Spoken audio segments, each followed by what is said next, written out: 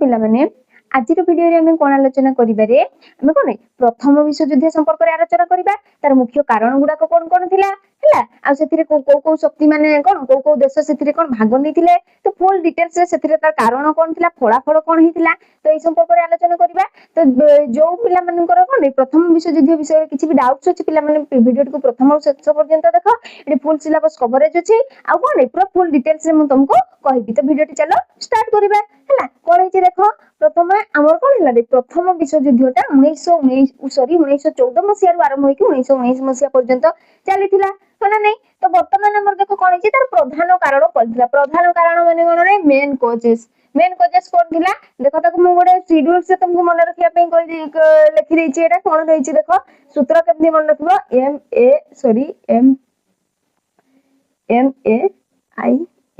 MEN main cause means आमर सही अनुसार मन रखिबा हला प्रथम आमर कोन आसला ताले एवरे आसला मिलिटराइज माने कोन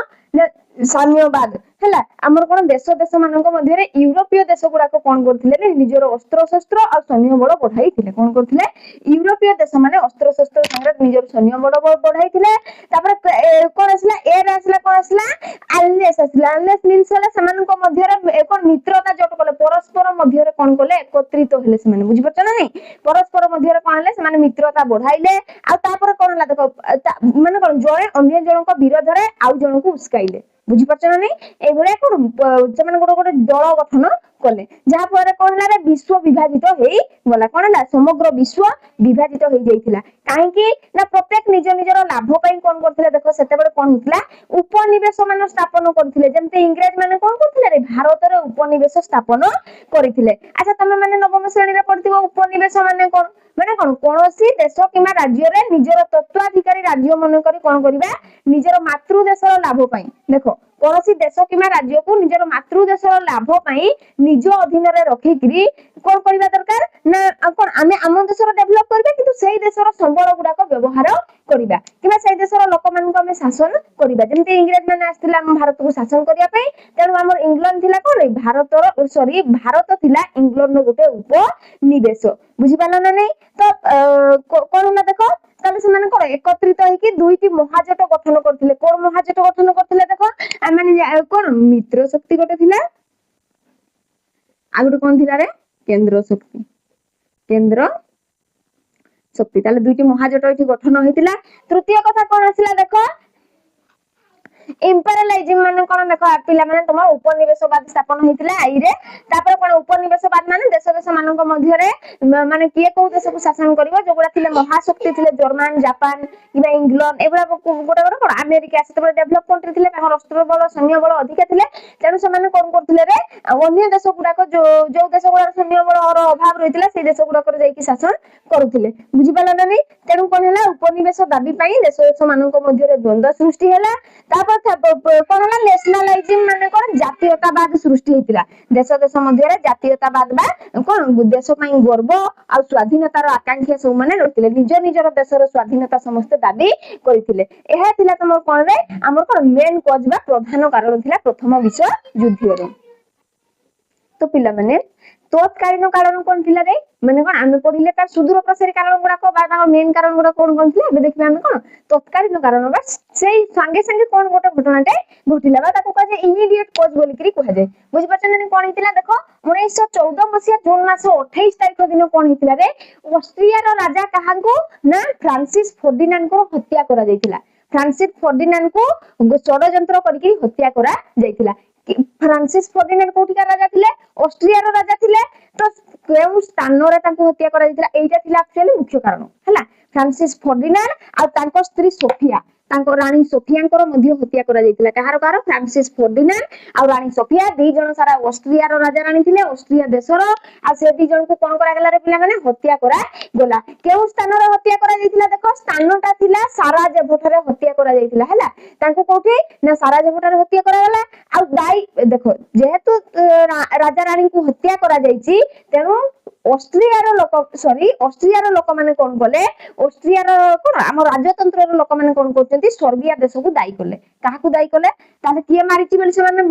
କହିଲେ ନା ସର୍ବିଆ ମାରିଛି ବୋଲି କହିଲେ ସର୍ବିଆ ଗୋଟେ ଦେଶ ଯିଏ କି କଣ କରିଥିଲା ଫ୍ରାନ୍ସିସ୍ ଫର୍ଡିନାଣ୍ଡ ଆଉ କଣ ରେ ରାଣୀ ସୋଫିଆଙ୍କର ହତ୍ୟା କରିଛନ୍ତି ବୋଲି ତାକୁ ଦୋଷୀ ଦେଶରେ ପରିଣତ କରାଗଲା ହେଲା ଆଉ କଣ କୁହାଗଲା ଇଏ କାହା ସହିତ ମିଶିକିରି ଯୁଦ୍ଧ କରିଛି ବୋଲିକି କୁହାଗଲା ଇଏ ସର୍ବିଆ ବ୍ଲାକ୍ ହ୍ୟାଣ୍ଡ ସହିତ ମିଶିକିରି ବ୍ଲାକ୍ ହ୍ୟାଣ୍ଡ ସେତେବେଳେ କଣ ଥିଲା ରେ ସମଗ୍ର ବିଶ୍ୱରେ ଗୋଟେ ପ୍ରକାରର କଣ ଥିଲା ରେ ଗୋଟେ ପ୍ରକାର ଅନୈତିକ ଦଳ ଥିଲା ବୁଝିପାରୁଛ ନା ନାଇଁ ଯିଏ କି କଣ କରୁଥିଲା ରେ ସର୍ବଦା ଅନ୍ୟର ଅମଙ୍ଗଳ କାର୍ଯ୍ୟ ଗୁଡାକ କରୁଥିଲା ବୁଝିପାରୁଛ ନା ନାଇଁ ତେଣୁ ୟା କାହା ସହିତ ମିଶିଛି ବ୍ଲାକ୍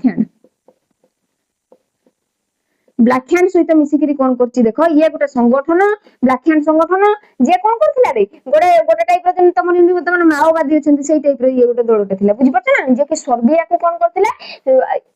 ଅଷ୍ଟ୍ରିଆ ତାହେଲେ ନିଜର ରାଜା ଆଉ ରାଜା ରାଣୀଙ୍କର ହତ୍ୟାରେ କାହାକୁ ଦୋଷୀ କରିଥିଲା ରେ ସର୍ବିଆକୁ ଦୋଷୀ କରିଥିଲା ତାହେଲେ ତମେ ଦିଟା ଜିନିଷ ମନେ ରଖିବ ଏଠି 1914 ମସିହା ଯୋଉ ଆମର ହେଲା କଣ ଜୁନ 28 ତାରିଖ ଦିନ ଫ୍ରାନ୍ସିସ୍ ଫର୍ଡିନାଣ୍ଡ ଆଉ ରାଣୀ ସୋଫିଆଙ୍କୁ ହତ୍ୟା କରାଯାଇଥିଲା କୋଉଠି ହତ୍ୟା କରାଯାଇଥିଲା ସାରାଜେଭୋଠାରେ ହତ୍ୟା କରାଯାଇଥିଲା କଣ କରାଗଲା ନା ଦାୟୀ କାହାକୁ ଦିଆଗଲା ହତ୍ୟା ପାଇଁ ସର୍ବିଆ ଆଉ ବ୍ଲାକ୍ ହ୍ୟାଣ୍ଡକୁ ଦିଆଗଲା ତାପରେ କଣ ହେଲା ଦେଖ 1914 ମସିହା ଜୁଲାଇ ମାସ 23 ତାରିଖରେ ଅଷ୍ଟ୍ରିଆ କଣ କଲା 10ଟି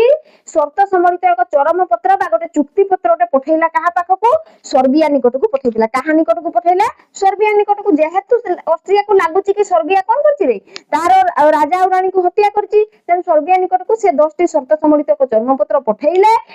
କିନ୍ତୁ ସେଇ ଜିନିଷଟାକୁ ସର୍ବିଆ ଗ୍ରହଣ କଲା ନାହିଁ କାରଣ ସର୍ବିଆ ନିହାତି ସେ କଣ ମାରି ନ ଥାଇପାରେ ଆଉ କିଏ ମାରିଥିବ ତେଣୁ ସର୍ବିଆ ଉପରେ ଯେହେତୁ ଦୋଷଟା ଲଦି ଦିଆଗଲା ପିଲାମାନେ ସର୍ବିଆ ଏଇ 10ଟି ଚର୍ମ ସମ୍ବଳିତ ଗୋଟେ ପତ୍ରଟା ଯୋଉ ପଠେଇଲେ ସନନ୍ଦ ପତ୍ର ତାକୁ ଗ୍ରହଣ କଲା ନାହିଁ ତେଣୁ ଇମିଡିଏଟ କେତେ ଦିନ ପରେ ଦେଖ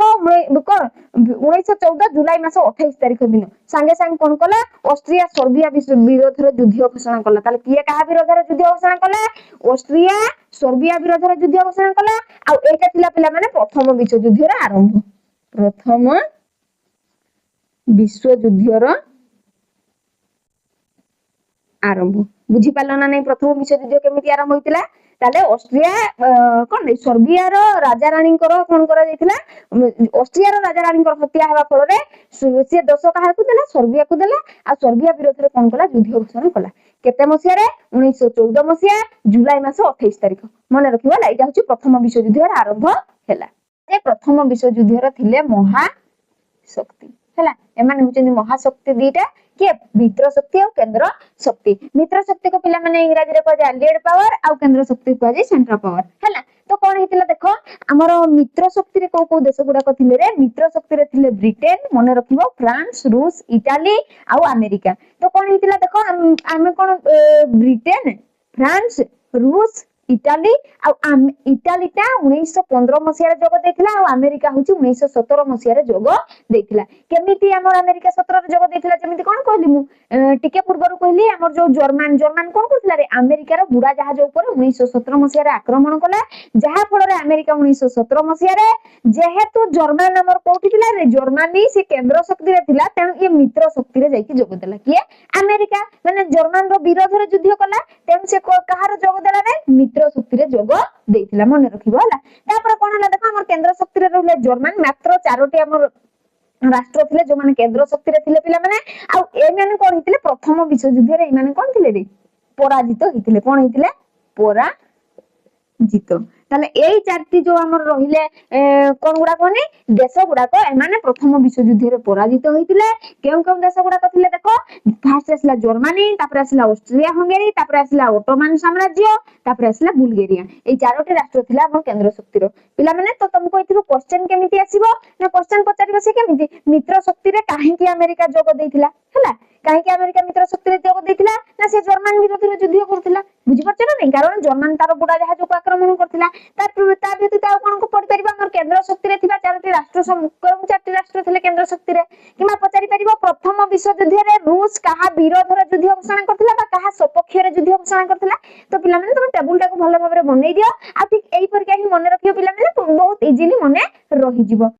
ତ ପିଲାମାନେ ଆମର ଯୋଉ ପ୍ରଥମ ବିଶ୍ୱଯୁଦ୍ଧ ହେଲା ରେ ତାର ପରିଣାମ କଣ ଥିଲା ଆଉ ତାର ଫଳାଫଳ କଣ ଥିଲା ଦେଖ ତାର ପରିଣାମ କଣ ଥିଲା 4ଟି ସାମ୍ରାଜ୍ୟର ପତନ ଘଟିଲା ପ୍ରଥମ କଥା ହେଲା ଏଇଠି କିଏ କାହାର ପତନ ଘଟିଲା ରେ କେନ୍ଦ୍ର ଶକ୍ତିର ପତନ ଘଟିଲା କାହାର ନା କେନ୍ଦ୍ର ଶକ୍ତି ଏଇଠି ଯୋଉ 4ଟି ସାମ୍ରାଜ୍ୟ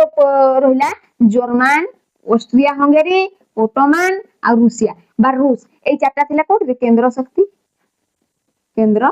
শক্তি বা সেন্ট্রাল পাওয়ার এই মানଙ୍କର কোন ঘটিলা পতନ ঘটিলা মানে চারটি সাম্রাজ্যର সমুদায় সম্পূর্ণ রূপরে পতନ ঘটিলা বা মানে হারি থিলে তারপর কোন হিতলা রে দ্বিতীয় কাম কোন থিলা না নূতন দেশৰ গঠন করা গলা মানে দেশ ভিতরে বিবাদ সৃষ্টি হলা তারপর কোন হলা রে খণ্ড বিখণ্ডিত রাষ্ট্র মান সব সৃষ্টি হেইতিলা তারপর দ্বিতীয় বিশ্বযুদ্ধ ପାଇଁ ভূমিকা সৃষ্টি হেইতিলা দ্বিতীয় বিশ্বযুদ্ধ ପାଇଁ মানে কোন পরস্পর ভিতরে শত্রুতা বঢ়িলা কোন বঢ়িলা শত্রুতা বঢ়িলা তেଣୁ দ্বিতীয় বিশ্বযুদ্ধ ପାଇଁ কোন হলা রে ভিত্তিভূমি বা ভিত্তিভূমির প্রতিষ্ঠা হইতিলা দ্বিতীয় বিশ্বযুদ্ধ ପାଇଁ ভূমিকা সৃষ্টি হইতিলা ହେଲା ତାପରେ କଣ ହେଇଥିଲା ରାଷ୍ଟ୍ର ସଂଘ ଗଠନ ରାଷ୍ଟ୍ର ମଧ୍ୟରେ ସଂଘ ଗଠନ କରାଗଲା ଯେମିତି ଆମର କଣ ଆଗରୁ ଦିଟା ମହାଶକ୍ତି ଥିଲେ ମିତ୍ର ଶକ୍ତି ଆଉ କେନ୍ଦ୍ର ଶକ୍ତି ଠିକ ସେଗୁଡା ସେମାନଙ୍କ ମଧ୍ୟରେ ପୁଣି କଣ ହେଲା ଏକଜୁଟ ହେଲେ ସେମାନେ ପରସ୍ପରଙ୍କ ବିରୋଧରେ ସେମାନେ କଣ ହେଲେ ପରସ୍ପରଙ୍କୁ ଉସ୍କାଇଲେ ଆଉ ଏକଜୁଟ ହେଲେ ଯାହା ଫଳରେ ଦ୍ୱିତୀୟ ବିଶ୍ୱଯୁଦ୍ଧରେ ଭିତ୍ତିଭୂମି ସୃଷ୍ଟି ହେଇଥିଲା ତାପରେ କଣ ହେଇଥିଲା ଦେଖ ଜର୍ମାନୀ ଉପରେ